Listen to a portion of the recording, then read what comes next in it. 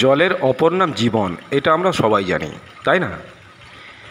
কিন্তু তবুও জেনে শুনেও আমরা এই যে আজকে প্রায় বিগত দু মাস থেকে বৃষ্টি নেই, আকাশ থেকে বৃষ্টি একদম পড়ছে না, তাই অনেক জায়গায় মাটি শুকিয়ে যাচ্ছে, জলস্তর দিনকে দিন নেমে যাচ্ছে। টিউবওয়েলে তো জল ওঠেই না, তবুও গ্রাম্য যে সাবমার্সিবলগুলো সরকার থেকে বসানো হয়েছে সেগুলো কিন্তু একটা একটা করে স্তরটা নেমেই যাচ্ছে, জলের যে স্তর সেটা কিন্তু নেমেই যাচ্ছে।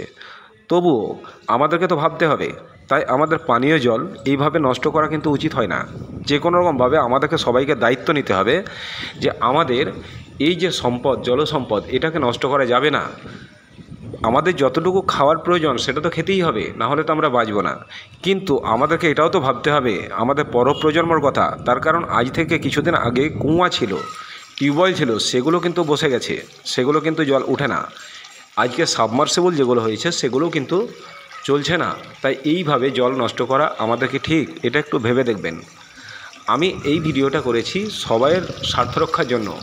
প্রত্যেকটা মানুষের আজকে যে অবস্থা দিনকে দিন অন্যান্য এলাকায় আমরা শুনছি, বিভিন্ন রকম ভিডিও বা সোশ্যাল মিডিয়ার মাধ্যমে বিভিন্ন জায়গায় শুনছি যে জলের স্তর নেমে যাচ্ছে দিনকে দিন। তাই আমাদেরকেও আমাদের এইখানে আমাদের এলাকায় আমাদের নিজেদের দায়িত্ব নিতে হবে যাতে জল আমাদের সবার বাড়িতে যেন ঠিকভাবে পৌঁছায় এবং সবাই ঠিকভাবে আমরা অপচয় না করি। তার জন্য আমাদেরকে দায়িত্ব নেওয়ার দরকার নয় কি? একটু ভেবে দেখবেন।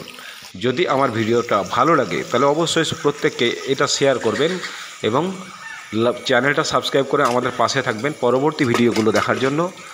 ধন্যবাদ রইল। আর অবশ্যই শেষ কথা আরেকবার, আমাদের জলের দায়িত্ব আমাদেরকে নিজে নিতে হবে, তার কারণ আমাদের পুরো প্রজন্মের জন্য। ধন্যবাদ।